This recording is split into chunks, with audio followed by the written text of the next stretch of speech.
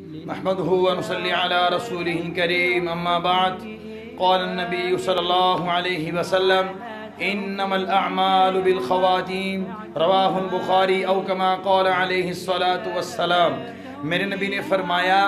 کہ اعمال کا اعتبار تو خاتمے پر ہے،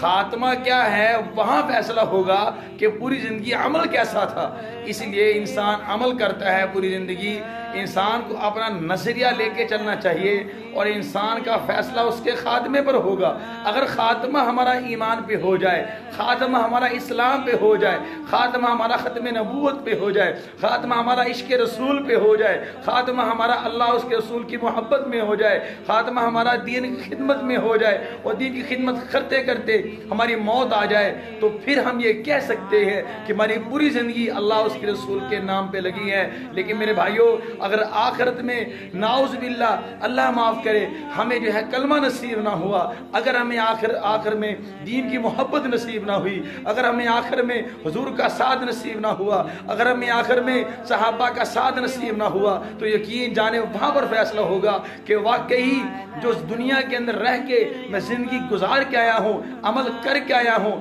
وہ اللہ والا نہیں تھا، وہ اللہ کے رسول والا نہیں تھا، اللہ کے رسول کے صحابہ والا نہیں تھا۔ اس لیے میرے دوستو، حق کی تلاش کریں، عمل کو ٹھیک کریں، اپنے نظریے کو ٹھیک کریں تاکہ ہمارا خاتمہ بھی ٹھیک ہو جائے۔ اللہ سے خاتمے کی بہترین